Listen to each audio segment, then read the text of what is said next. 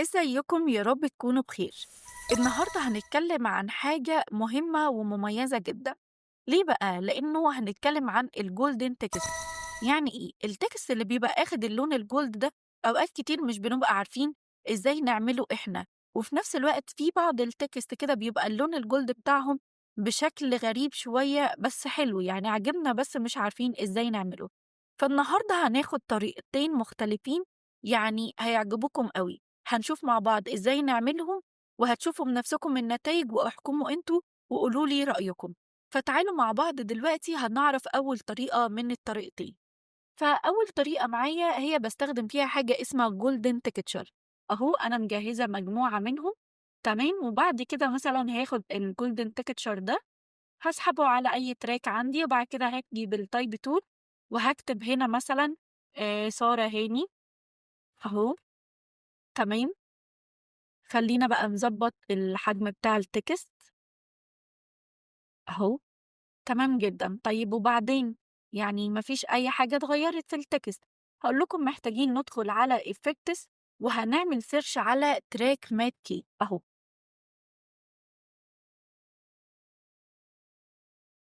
ظهر معايا. هاخده هاسحبه على الgolden texture نفسه، مش هاسحبه على الtext، لكن هاخلّيه على الgolden texture. وبعد كده هانزل في الeffect controls وهانزل تحت على track matte key. من هنا كده من عند الmatte بدل ما هي none هاخلّيها فيديو 2. طب ليه فيديو 2؟ لإنه الtext بتاعي على الtrack رقم 2 أو على فيديو 2، فأنا هاختار من هنا فيديو 2. شايفين الtext نفسه أخد التأثير بتاع الgolden texture. تعالوا كده نشوف. شايفين الحركة كمان بتاعته؟ يعني شكله شيك جدًا. ده أنا كمان لو جيت عملت مثلًا آمم، أهو new item واخترت color matte أوكي، وخلّيني مثلًا أختار اللون الأبيض. ماشي، أهو هاطلّع دول لفوق كده. طيب في حاجة بقى اختلفت، في حاجة غلط. هاقول لكم لإن أنا الgolden texture كنت عاملة الtrack matte في الmatte بتاعه. تمام، كنت عاملاها فيديو 2. طب هو دلوقتي أخد فيديو 3، فكل الفكرة بس إن أنا هاغيّر أهو.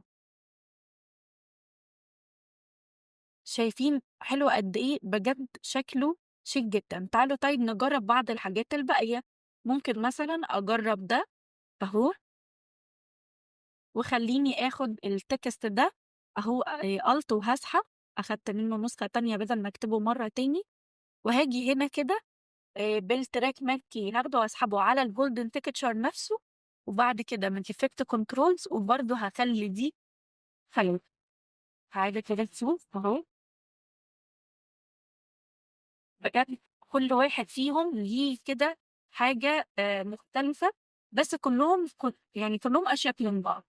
خلّينا مثلًا نجرّب ممكن ده. أنا باجرّب معاكم ونشوف النتايج أهو مع بعض، بجد حلوين جدًا.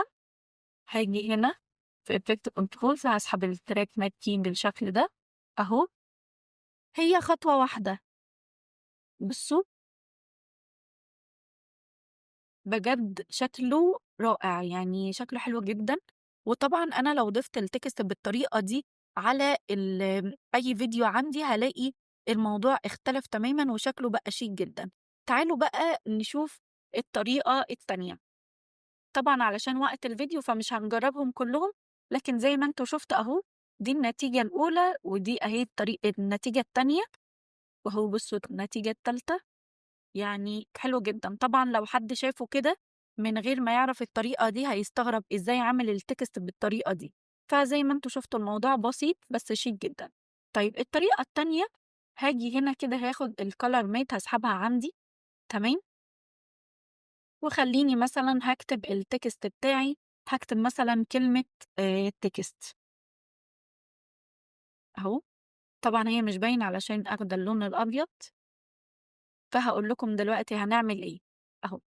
هاجي من كلمة text هنا وعند الfill هاجي أخلّيها linear. تمام، بعد كده هاجي من هنا على أول واحدة وهاختار بقى إيه اللون الأورنج أهو. هو ده مش الأورنج أهو.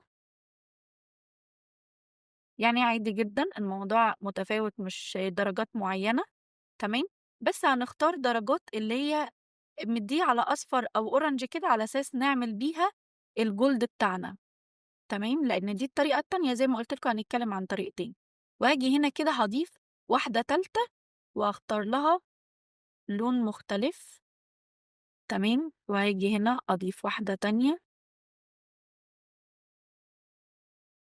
يعني بنحاول نغيّر في درجات اللون أهو، بس كده تمام، بس أنا محتاجة إن أنا أكبّر الtext بالشكل ده، شايفين؟ شايفين ادّى له الطابع بتاع اللون الجولد إزاي؟ وكمان أقدر أعمل حاجة من الأنجل هنا هاقدر أغيّر الزاوية بتاعتي، بصوا لاحظوا كده تغيير الألوان، شايفين خلّيت الtext شكله إزاي؟ ممكن نكبّر كده كمان شوية أهو، شايفين الtext بقى شكله جميل جدًا أهو. طبعًا أقدر أغيّر في درجات الألوان اللي هي ما بين الأورنج والأصفر على أساس إن دي الدرجات بتاع اللون الجولد أهو، زي ما أنتم شايفين، وقدرت أعمل تأثير اللون الجولد على الtext بتاعي كمان من غير أي حاجة خارجية ومش محتاجة أدوّر على حاجة معيّنة واستخدمها، زي ما أنتم شايفين أهو، قدرت أعمل الtext بتاعي باللون الجولد. بس كده، ودول كانوا الطريقتين اللي هنعمل بيهم الtext باللون الجولد، يعني الطريقتين أشيك من بعض وكمان أسهل من بعض. بس كده، ده كان درس النهارده وأتمنى تكونوا استفدتوا، واستنوا درس جديد كل يوم اثنين وخميس الساعة 10 مساءً. ولو عندكم أي حاجة محتاجين تعرفوا عنها أو إن أنا أشرح عنها، فاكتبوا لي في الكومنتات أي حاجة أنتم حابينها، وما تنسوش تعملوا لايك وسبسكرايب لو لسه مش مشتركين في القناة.